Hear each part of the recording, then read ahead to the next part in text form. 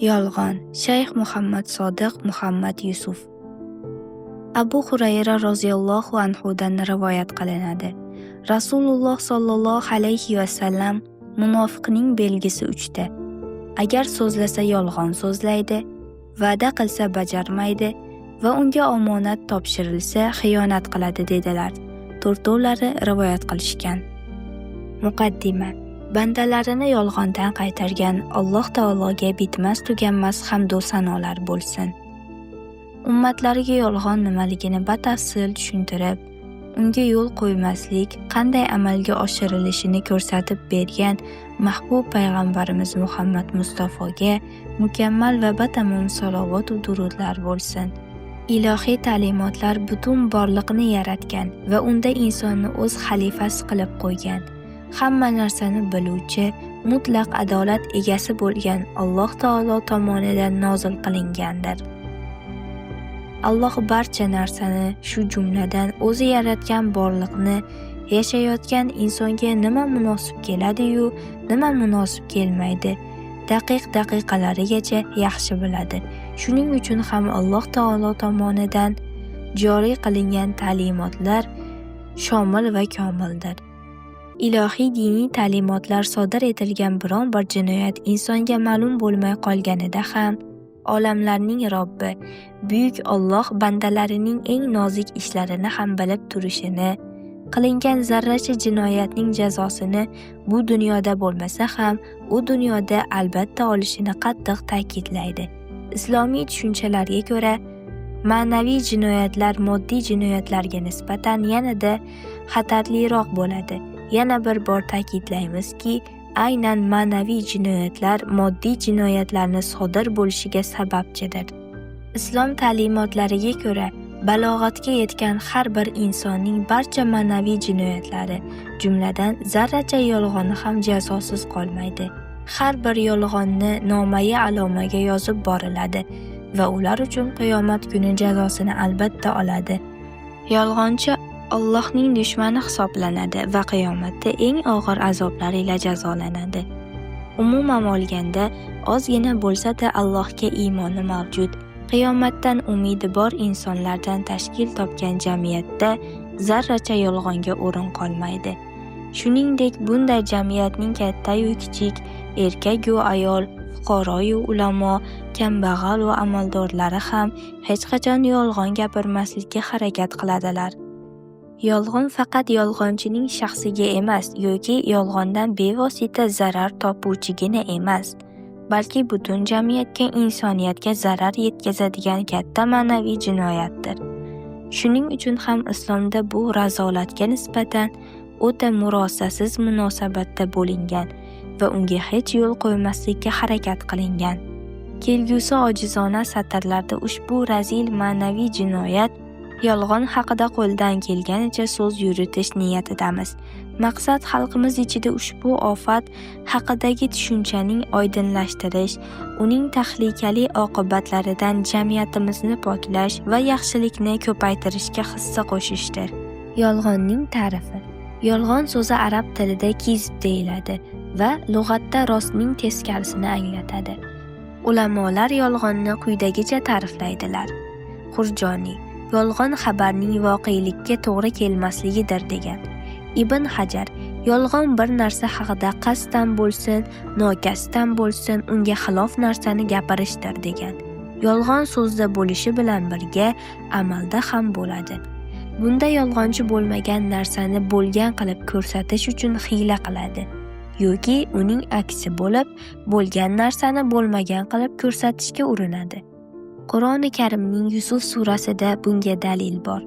Kechqurun yig'lagan hollarida otalariga kelib, "Ey otamiz, biz Yusufni narsalarimiz oldiga qoldirib, o'zimiz quvlashib ketsak, uni bo'ri yeb qo'yibdi. Agar rostgo'y bo'lsak ham sen bizga ishonmassan" dedilar va uning yolg'on qonga bo'yalgan ko'ylagini keltirdilar. 16 va 18 oyatlar. Yusuf alayhissalomni o'gay akalari Yusufdan qutulish maqsadida uni quduqqa tashladilar. Bunday bemaza ishlarni qiladigan har bir shaxs o'z qilmishlarini yashirish uchun dastlab ayyuhonnos soladi. Mana shu odatga ko'ra ular ham otalariga o'zlari to'kib qo'ygan yolg'onni ishlatadilar. Hiyla qilishda otalarini ularga hadiksirab aytgan gapidan foydalanadilar. Yaqub alayhissalom: "Siz undan g'ofil qolganingizda uni bo'ri yeb ketishdan qo'rqaman" degan edilar. Ular bu hollari bilan "Biz yoshlik qilibmiz, sening gapingga kirsak bo'lar ekan, xuddi aytganingdek bo'ldi. Biz o'yinga berilib ketib g'ofil qolibmiz. Yusufni bo'ri yeb ketibdi" demoqchi bo'lishdi va bu gapning orqasidan "Agar rostgo'y bo'lsak ham sen bizga ishonmassan" dedilar. Bu ham qilarini qilib qo'yib, bahona axtarganlarning uslublaridan biridir. Ular ham so'z ila, ham amal ila yolg'on to'qishdi. O'g'illar otalarini ishontirish maqsadida ashyoviy dalil uchun Yusufning ko'ylagini yolg'ondan qonga bo'yab olib kelishdi. Ammo Allohning payg'ambari Yaqub alayhissalom gap nimada ekanini tushundilar. Yusufni bo'ri yemagani ham u kishiga ayon bo'ldi. Yolg'onning sabablari. Kishining yolg'on ishlatishiga bir necha sabablar bor. Birinchi sabab foyda jalb qilish. Yolg'onchi o'ziga foyda yetishini ko'zlab, odamlarni aldab, o'z manfaati uchun yolg'on gapiradi. Ikkinchi sabab zararni qaytarish. Yolg'onchi o'ziga yetish mumkin bo'lgan zararni qaytarish maqsadida ham yolg'on to'qiydi. U o'zicha shu to'g'ri yo'l deb o'ylaydi, ammo ikki holatda ham o'ziga bu dunyo va oxirat zararini jalb qilayotganini o'ylamaydi. Uchinchi sabab so'zni va gapni chiroyli chiqarishga urinish. Bunda yolg'onchi to'g'ri so'z va rost gap ila odamlarga yoqish, ularning e'tiborini tortish imkoni yo'q bo'lganidan ularga yoqadigan gap so'z izlab yolg'on to'qiydi. To'rtinchi sabab dushmandan o'ch olish maqsadi. Bunda yolg'onchi dushmanini sharmanda qilish va undan o'ch olib, ko'ngli to'lish uchun yolg'on to'qiydi. Beshinchi sabab o'z obro'sini orttirish maqsadi. Bunda yolg'onchi o'zini ahli fazil, olim, uddaburon qilib ko'rsatib, maqtanish uchun yolg'on to'qiydi. Oltinchi sabab yolg'on gapirish odatiga aylanib qolgan va nafsi shu narsani istaydigan bo'lib qolgani sababli bu ishni qiladiganlar ham bor. Yolg'onning turlari. Asli yo'q narsani to'qish, bor narsaga ma'noni o'zgartirib yuboradigan darajada qo'shimcha qo'shish, bor narsaga ma'noni o'zgartirib yuboradigan darajada nuqson yetkazish, bor narsani gapirayotganda ma'noni o'zgartirib yuboradigan darajada iboralarni o'zgartirish. Yolg'onning hukmi. Imom ibn Hajar va Imom Zahabiy uzrsiz yolg'on gunoh kabiradir deganlar. Alloh taologa va Rasululloh sallallohu alayhi va sallamga qasddan yolg'on to'qish kufrdir. Qur'oni Karimda yolg'on haqida 167 ta oyat bor. Alloh taolo Nahl surasida yolg'onning faqat Allohning oyatlariga iymon keltirmaydiganlargina to'qirlar. Ana o'shalar o'zlari yolg'onchilardir degan 105-oyat. Bu oyat karimada uqtirilishicha, aslida yolg'onning faqat iymonsiz kofirlargina to'qiydilar. Chunki kofirlarda savob, gunoh degan tushuncha yo'q.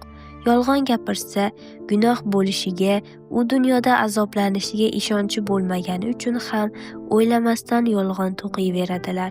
Mu'minlar esa yolg'onni katta gunoh deb biladilar. Yolg'on gapirish tufayli oxiratda azobga duchor bo'lishlaridan qo'rqadilar. Odatda odamlar yolg'onga unchalik e'tibor bermaydilar. Yolg'on faqat yolg'onchining o'zigagina ma'naviy zarar keltiradi deb o'ylaydilar. Aslini olganda esa yolg'on yo'lida uchragan har qanday narsaga olov purkab, kuydirib, yondirib, yanchib o'tuvchi ajdaho kabi hamma narsaga zarar yetkazadi. Hatto hayotning barcha sohalarida birin-ketin falokatlarga olib kelish ham mumkin. Shu sababli islomda boshqalar uchun arzimas narsa hisoblanayotgan yagona jiddiy e'tibor beriladi. Unga qarshi kurashiladi. Imom Ahmad ibn Hanbal Abu Hurayra roziyallohu anhudan qilgan rivoyatida Payg'ambarimiz sollallohu alayhi va sallam kim bir go'dak bolaga mana buni ol desa-yu hech narsa bermasa, u odam yolg'onchi bo'ladi deydilar. Imom Abu Dawud rivoyat qilgan hadisda esa Abdulloh ibn Omar roziyallohu anhu quyidagilarni keltiradilar. Bir kuni Rasululloh sallallohu alayhi va sallam uyimizda o'tirganlarida onam meni chaqirib, "Beri kel, bir narsa beraman" dedi. Shunda Rasululloh sollallohu alayhi vasallam unga "Nima bermoqchi eding?" dedilar. "Xurmo bermoqchi edim" dedi. Shunda Rasululloh sollallohu alayhi vasallam unga "Agar unga hech narsa bermaganingda senga yolg'on yozilar edi" dedilar. Ushbu ikki hadisi sharifni bugungi hayotimizga solishtirib ko'rsak, atrofimizda nimalar bo'layotganini yana ham aniqroq tushunamiz. Yolg'onchilik tufayli boshimizga tushgan musibatlar qilmishimizga muqoyasa qilinganida bu ko'rguliklar hali oz ekanini bilib olamiz. Yolg'onchilik barcha razolatlarning aslidir. U jamiyatni parchalaydi, barcha ishlarni buzadi va o'z egasining obro'sini to'kadi. Odamlar yolg'onchining gapiga ishonmay qo'yadilar va unga biror ishni ishonib topshirmaydigan bo'ladilar. Hayotni har qanday sohasida, xoh oldi-sotdi muomalalarida bo'lsin, xoh ishlab chiqarish sohasida bo'lsin, xoh maishiy xizmat sohasida bo'lsin, kishilar o'rtasida o'zaro ishonch bo'lmog'i lozim. Yolg'on esa ishonchni yo'qqa chiqaradi. Shuning uchun ham Alloh yolg'onchilarni yo'ldan adashganlar qatoriga qo'shadi. Alloh taolo G'ofir surasida marhamat qiladi. Albatta Alloh haddidan oshgan kazzob shaxsni hidoyat qilmas. 28-oyat. Ushbu oyati karimada kazzob shaxs haddidan oshgan kishi bo'lishi ta'kidlanmoqda. Bunday yolg'onchi odam gap so'zida haddidan oshishi kelib chiqadi. Eng dahshatlisi, yolg'onchini Alloh taolo hidoyat qilmas ekan. Alloh taolo Zumar surasida marhamat qiladi. Albatta Alloh yolg'onchi, kofir kimsalarni hidoyat qilmas. Yolg'onchi hammaga yolg'on gapiradi. Allohning sherigi bor deydi. Falonchini rozi qilsang, Alloh rozi bo'ladi. U Alloh huzurida senga shafoat beradi deydi. Tavhidga shak keltirib, Allohga shirk keltirishga chaqiradi. Kofirlar esa Allohga kufr keltiradilar. Albatta Alloh taolo yolg'onchi kimsani hidoyat qilmas. Allohning hidoyati ulkan ne'matdir. Alloh taolo bandasiga beradigan mukofotdir. Bu mukofotni olish uchun unga loyiq bo'lish kerak. Uni olishga rag'bati borligini bildirish kerak. Ya'ni bandaning o'zi hidoyatga erishish uchun intilishi lozim. Alloh taolo uning harakatini takdirlab, o'z fazli karami ila hidoyat ato etadi.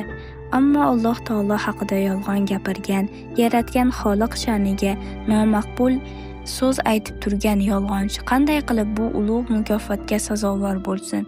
O'zining Robbini, uning yagonaligini rad etib, faqat unga sig'inishi lozimligini inkor etib turgan kofir qanday qilib bu oliy maqom mukofotga sazovor bo'lsin? Qur'oni Karimda yolg'onchilarga qiyomat kuni alamli azoblar bo'lishi uqtiriladi.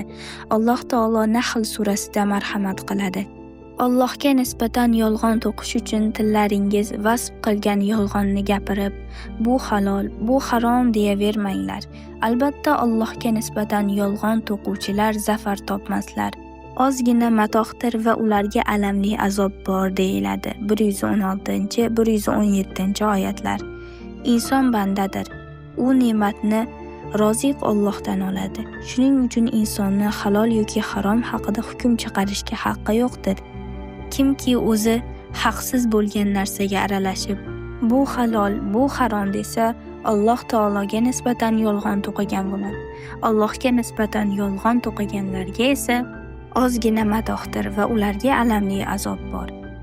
Ya'ni Allohga nisbatan yolg'on to'qiganlarga bu dunyoda ozgina matoh bor. Ehtimol o'sha to'qilgan yolg'onlari sababli ushbu 5 kunlik dunyoni arzimagan foydasiga yetisharlar. Ammo u dunyoda ular uchun alamli azob borligi muqarrardir. Rasululloh sollallohu alayhi vasallamning sunnatlari, hadislarida ham yolg'on qattiq qoralangan. Abu Hurayra roziyallohu anhu dan rivoyat qilinadi. Rasululloh sollallohu alayhi vasallam munofiqning belgisi 3 ta. Agar so'zlasa yolg'on so'zlaydi, va'da qilsa bajarmaydi va unga omonat topshirilsa xiyonat qiladi dedilar. To'rtovlari rivoyat qilishgan. Demak, yolg'onchilik munofiqning birinchi va yetakchi sifatidir. Yolg'on gapirgan odam munofiqlikning 3dan 1 qilgan bo'ladi. Albatta yolg'onchi va'dasida turmaydi, ahdiga vafo ham qilmaydi. Oqibatda bunday odam to'liq munofiq bo'ladi. Munofiqlik esa kofirlardan ham yomonroqdir. Munofiqlar Qur'oni Karimning ta'biri bilan aytganda jahannamning eng to'ridan joy oladilar. Abdulloh ibn Amr roziyallohu anhudan rivoyat qilinadi. Bir odam kelib, "Ey Allohning rasuli, jannat amali nimadir?" deb so'radi. U zot, "Rostgo'ylikdir. Agar banda rost gapirsa, yaxshilik qiladi, yaxshilik qilsa mo'min bo'ladi. Mo'min bo'lsa jannatga kiradi" dedilar. "Ey Allohning rasuli, do'zax amali nimadir?" deb so'radi. U zot, "Yolg'onchilikdir. Agar banda yolg'on gapirsa, fojirlik qiladi. Fojirlik qilsa kofir bo'ladi. Kofir bo'lsa do'zaxga kiradi" dedilar. Ahmad rivoyat qilgan. Demak, bu dunyo-yu u dunyo baxtiga erishmoqchi va 2 dunyoni azob uqubatidan, sharmandaligidan qutulmoqchi bo'lsak, yolg'ondan qutulishimiz zarur ekan. Bu ishda katta-yu kichik, erkak-yu ayol, fuqaro-yu amaldor, shoh-u gado barobar harakat qilmog'i lozim. Ana shundagina yaxshilikdan umid qilsak bo'ladi.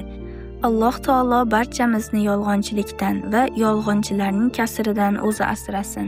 Saffon ibn Sulaym roziyallohu anhudan rivoyat qilinadi.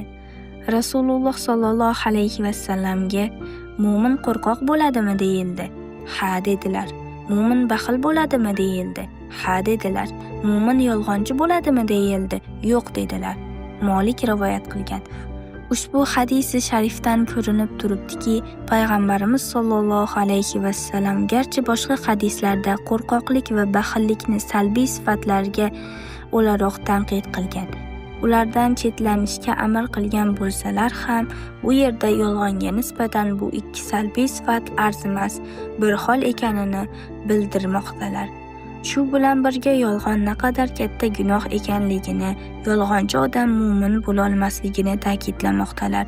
Qo'rqoqlik va baxillik xususida so'z yuritganda aytish lozimki, kimda bu illatlar mavjud bo'lsa, eng avvalo o'sha odamning o'zi zarar ko'radi. Odatda islom dinini o'z egasidan boshqaga zarar kam yetadigan ana shu qo'rqoqlik va baxillik kabi gunohlarga nisbatan jamiyatga, xalq ommasiga ko'proq zarar yetkazadigan gunohlarga katta e'tibor beradi. Islomda bandaning haqqiga zarar yetkazadigan gunohlar qattiq qoralanadi. Yolg'iz yaratganning haqqi bo'lsa, o'sha ma'lum bir gunohni Allohning o'zi kechirib yuborishi mumkin.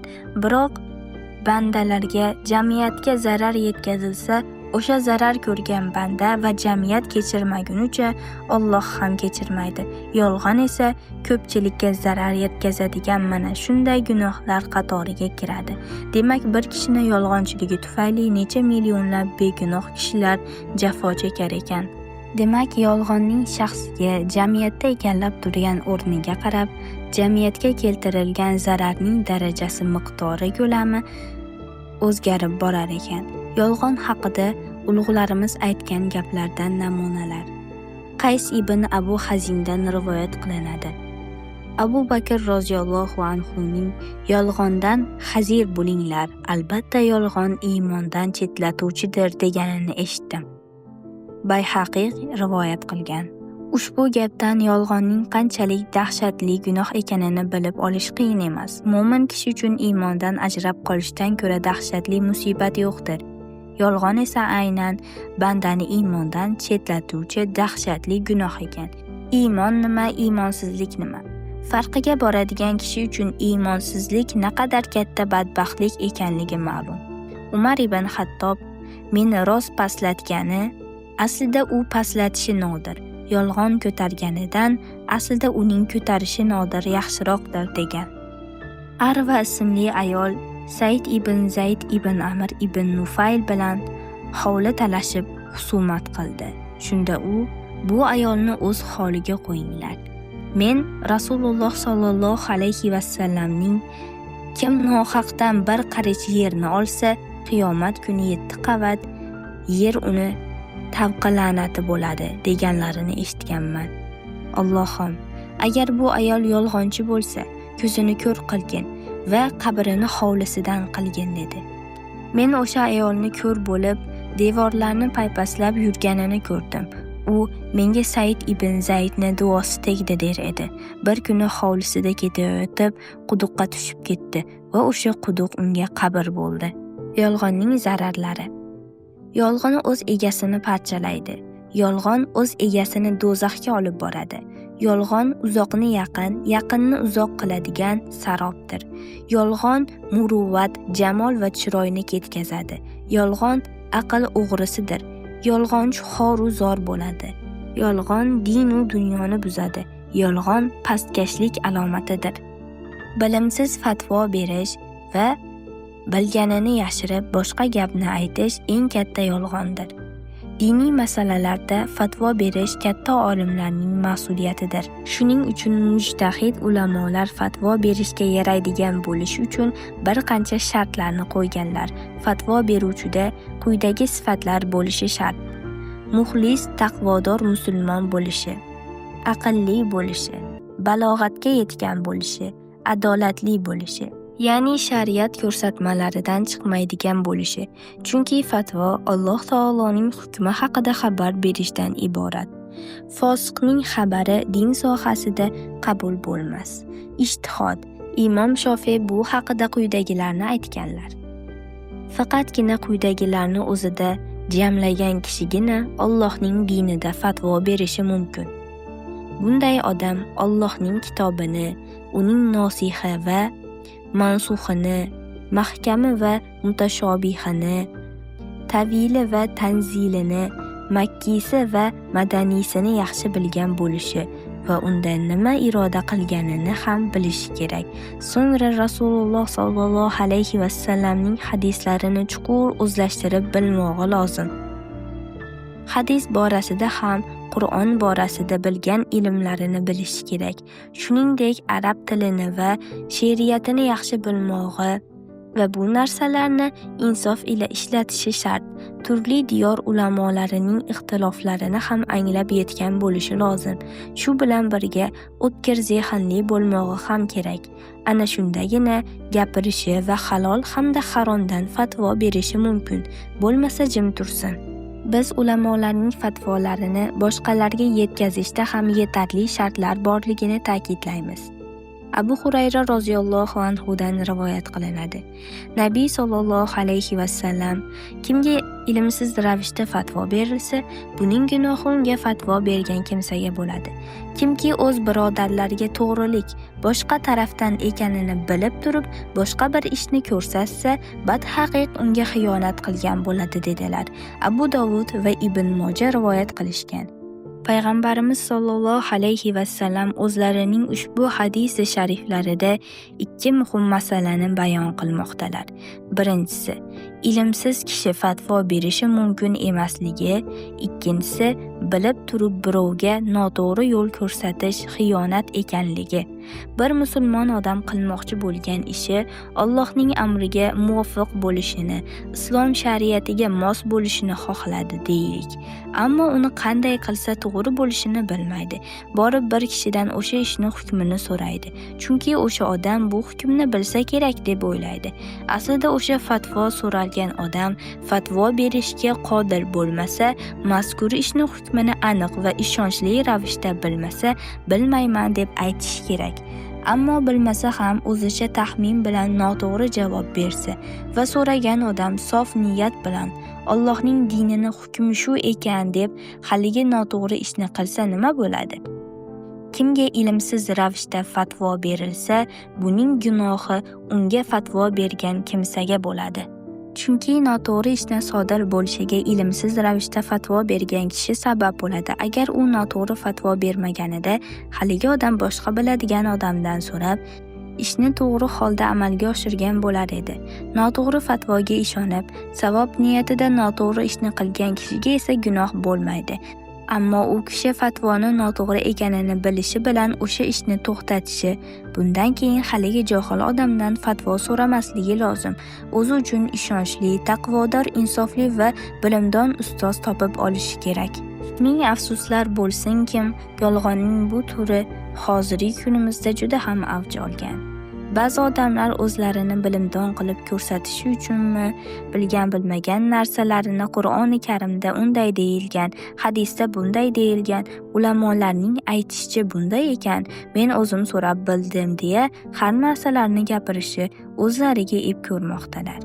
O'tgan hayit bayramlaridan bir kun oldin menga nisbatan berilgan ikkita bir-biriga zid xabar o'zimga yetib keldi. Ba'zilar tinglovchilarni o'z gapiga ishontirish uchun falonchidan o'z qulog'im bilan eshitdim deyishgacha borishmoqda. Holbuki o'sha nusxa falonchi umrida ko'rmagan bo'lishi ham mumkin. Ikki kishi Turkiyada ishlab chiqarilgan javrobga masx tortish bo'lish-bo'lmasligi haqida tortishib, imom domlani huzuriga kirishibdi. Domla Turkiyada chiqqan maxsus javrobga masx tortib bo'lmaydi degan odamga bu gapni qayerdan oldingiz desa, u kamina xodimingizni ismini aytibdi. Shunda imom domla, unday bo'lsa u kishini uylari yaqin. Hozir birga borib o'zlaridan so'raymiz degan ekanlar. Yolg'on fosh bo'libdi. Odamning aqli bovar qilmaydi. Qanday qilib mu'min va namozxon odam bunday yolg'onni to'qishi mumkin? O'sha yolg'onga boshqalarni ishontirib nima foyda topadi? Aksincha bu ish katta gunoh-ku. Bunga o'xshagan gaplar har kuni sodir bo'lib turadi, desam mubolag'a bo'lib ketar, ammo ular oz emas. Odamlarimiz bunday ish qilish, gap gapirish gunoh ekanini yaxshi anglab olishlari kerak. Ilmsiz ravishda fatvo berish, diniy hukmini noto'g'ri naql qilish, yolg'onchilik gunoh ekanini zinhor yoddan chiqarmaslik lozim. Yana boshqa bir kishi kelib birovdan maslahat so'radi. Misol uchun, falon narsani amalga oshirishim uchun qaysi yo'lni tutishim kerak degan savolni berdi. So'ralgan odam o'sha narsani amalga oshirish uchun qaysi yo'lni tutsa yaxshi bo'lishini biladi. Ammo o'ziga ishonib, yo'l so'ragan odamga bila turib boshqa noto'g'ri yo'lni ko'rsatdi. Bunday aldamchi odamni kim deb baholash mumkin? Ushbu hadisi sharifda bunday odam quyidagicha baholanmoqda. Kimki o'z birodariga to'g'rilik boshqa tarafda ekanligini bilib turib, boshqa bir ishni ko'rsatsa, badhaqiq unga xiyonat qilgan bo'ladi. Bu joyda o'z birodariga iborasiga e'tibor beraylik. Bundan o'rtada birodarlik aloqasi bor odamga nisbatan mazkur ishni qilib bo'lmasa-da, birodar bo'lmagan kishilarga nisbatan qilaversa bo'lar ekan degan tushuncha kelib chiqmaydi. Muomala bobida islom barcha insonlarni bir-birlariga birodar deb biladi. Islom hukmi bo'yicha hatto g'ayri dinlarga ham yolg'on gapirib, ularni aldab bo'lmaydi. Shuning uchun ham ushbu hadisi sharifda barcha odamlarning birodarligi ko'zda tutilmoqda. Odatda ishonchga omonatga xiyonat qilgan odam xoin deyiladi. Bir odam ikkinchisiga ishonib, bu ishni qanday qilay deb so'rash omonatdir. So'ralgan odam ishonchni oqlab, to'g'ri javob bersa, omonatga xiyonat qilmagan bo'ladi. Agar bilib turib boshqa narsani aytsa, xiyonat qilgan bo'ladi. Demak, birov qaysi bir narsani so'rasa ham bilib aniq javob berish kerak. Bilmay turib javob berish ham, bilib turib noto'g'ri javob berish ham gunoh bo'ladi. Alloh taolo barchamizni yolg'onning ushbu hadisi sharifda kelgan ikki turidan ham o'zi asrasin.